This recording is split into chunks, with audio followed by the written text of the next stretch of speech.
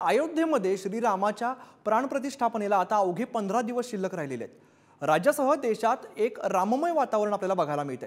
अनेक ठिकाणी विविध कार्यक्रमांचं आयोजन सुद्धा करण्यात आलेलं आहे। देशात तब्बल 6 ते 8 हजार जणांना श्रीरामाच्या प्राणप्रतिष्ठापनेचं निमंत्रण मिळालेलं आहे। यामध्ये श्रीरामाच्या प्राणप्रतिष्ठापनेची निमंत्रण पत्रिका कशी आहे याची चर्चा सुद्धा रंगली आहे किंवा याची उत्सुकता सगळ्यांनाच लागलेली आहे। आता याचीच माहिती देण्यासाठी आपल्या सोबत आहेत पुण्याचे आमचे प्रतिनिधी ज्ञानेश्वर चौतमल। ज्ञानेश्वर, ही पत्रिका नेमकी कशी आहे? बरोबर आहे, सगळ्यांना उत्सुकता आहे की 22 तारखेला अयोध्येमध्ये राममूर्तीच्या प्राणप्रतिष्ठेचा जो सोहळा होतोय त्याचं निमंत्रण कसं आहे। अगदी निवडक लोकांना भारतातल्या हे निमंत्रण पाठवण्यात आलेलं आहे। राम मंदिर ट्रस्ट कडून नासाकडून जे निमंत्रण पाठवलंय, माझ्यासोबत सामाजिक कार्यकर्ते आणि लेखिका शेफाली वैद्य आहेत। त्यांच्या हातात हे निमंत्रण पत्रिकेचं आपण कार्ड बघतोय आणि त्यांच्याशीच बोलणार आहोत आणि बोलता बोलता समजून घेणार आहोत की काय निमंत्रण पत्रिका आल्यानंतर त्यांच्या भावना आहेत आणि काय नेमके निमंत्रण पत्रिकेमध्ये तुम्ही पाहता। निमंत्रण पत्रिका खरं तर येणं हा खूप माझा मोठा बहुमान समजते मी, कारण एका परीने ही पावती आहे। मी हिंदुत्वासाठी, समाजासाठी, राष्ट्रवादासाठी जे छोटंसं काम माझ्या परीने करते ते काम चांगलं होतं ह्याची ही प्रत्यक्ष श्रीरामांकडूनच आलेली पावती आहे असं मी मानते। आणि म्हणून मी अत्यंत नम्रपणे आणि आस्थेने या निमंत्रणाचा स्वीकार करते। खरं तर हे निमंत्रण येईल याची मला कल्पना नव्हती, पण जेव्हा मला फोन आला की तुमच्या घरी येऊन आम्ही निमंत्रण देणार आहोत वगैरे, तेव्हा क्षणभर मला एकतर खरंच वाटेना आणि दुसरं म्हणजे मला काय बोलावं हे कळेना। आणि जेव्हा ते लोक आले, संघाचे लोक हे निमंत्रण द्यायला, तेव्हा तर माझी परिस्थिती अक्षरशः म्हणजे तोंडातून शब्द फुटत नव्हता भावनातिरेकाने अशी झाली होती। कारण ही जी संधी आहे ही माझ्या आयुष्यातली एकमेव संधी असं नाहीये, तर ही शतशतकातून एकदाच येणारा हा सोहळा आहे। आणि 500 वर्षांचा जो झगडा जो हिंदू समाजाने सतत केलेला आहे, म्हणजे देऊळ पाडलं बाबराने तेव्हापासून हिंदूंनी कधीही ती जागा सोडलेली नव्हती। आणि हा झगडा काही गेल्या 35 वर्षातला नाहीये, 50 वर्षातला नाहीये।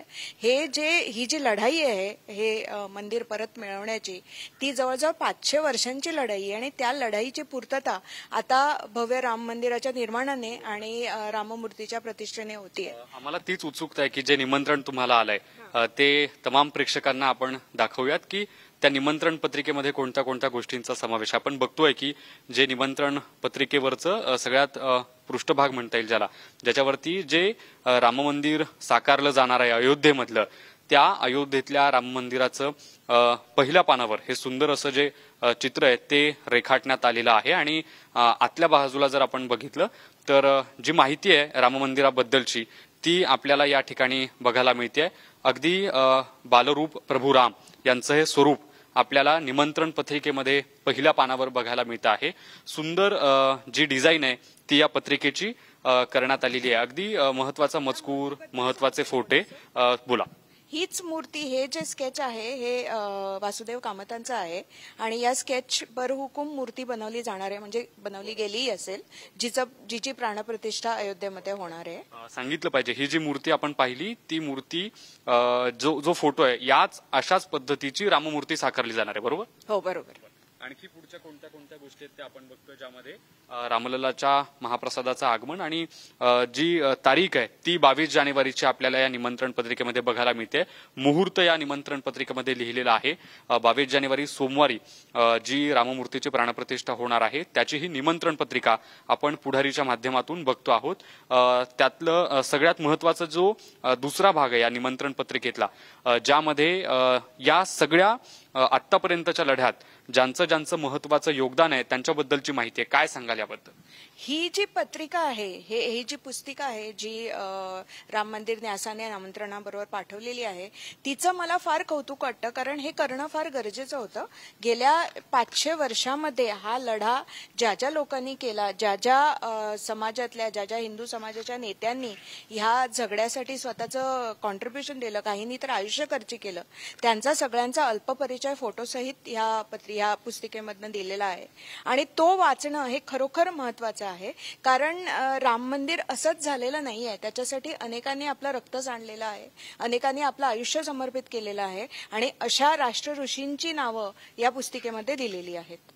आपण बघतो या निमंत्रण पत्रिकेमध्ये अशी जी पुस्तिका आहे या संपूर्ण लढ्यात ज्यांचं योगदान आहे त्यांच्याबद्दलचे फोटो आणि त्यांचं नाव आणि त्यांच्याबद्दलचा संक्षिप्त स्वरूपातला जो परिचय आहे तो या निमंत्रण पत्रिकेसोबत देण्यात आलेला आहे. अत्यंत महत्वाच्या असलेल्या सगळ्या व्यक्तींची जी माहिती आहे ती या निमंत्रण पत्रिकेसोबत या पुस्तिकेच्या माध्यमातून दिली गेली आहे, ज्यामध्ये राजमाता विजयाराजे सिंधिया यांचाही आपण फोटो पाहतोय आणि अन्य अनेक महत्वाचे जे व्यक्ती आहेत त्यांचा या सगळ्या निमंत्रण पत्रिकेमध्ये उल्लेख करण्यात आलेला आहे. यामध्ये ही जी संकल्प संमोषण नावाची जी पत्रिका आहे, पुस्तिका ज्याला म्हणता येईल खऱ्या अर्थानं, ही पुस्तिका यामध्ये आहे. त्यासोबत हे जे निमंत्रणाचं पत्र आपण पाहतो, निमंत्रण पत्रिका ज्याला खरं तर म्हणता येईल, ही निमंत्रण पत्रिका आहे. आणि सगळ्यात महत्वाचं शेफाली वैद्य आपल्यासोबत आहेत, ज्यांनी ही सगळी माहिती आणि ही निमंत्रण पत्रिका आपल्याला बघायची खरं म्हणजे संधी दिली. एका अर्थानं अत्यंत महत्वाच्या पहिल्या 1000 लोकांना जी पत्रिका पाठवली गेली ती ही पत्रिका आहे. बरोबर? किती आनंद वाटतो?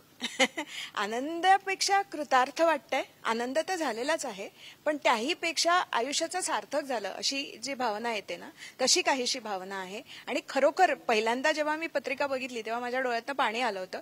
इतकी मी भावना विवश झाले होते ही पत्रिका बघून. त्याच्यामुळे मी भरून पावले हीच भावना आहे आणि दुसरी काही भावनाच नाही. बघतोय आपण की ज्या निवडक भारतातल्या लोकांना ही निमंत्रण पत्रिका पाठवली गेली त्यापैकी एक सामाजिक कार्यकर्ते असलेल्या शेफाली वैद्य, त्यांच्या हातातली निमंत्रण पत्रिका आणि या निमंत्रण पत्रिकेतल्या बारीक सारीक ज्या गोष्टी आहेत ज्यामध्ये राममूर्ती, त्यासोबतच मंदिर आणि या सगळ्या लढ्यात ज्या ज्या महापुरुषांचं योगदान आहे त्यांच्याबद्दलची माहिती पुस्तिका, अशा गोष्टींचा समावेश आहे. नक्कीच ज्ञानेश्वर, अवघे 15 दिवस या कार्यक्रमाला उरलेले आहेत. धन्यवाद तुम्ही पत्रिका दाखवलीत त्याबद्दल.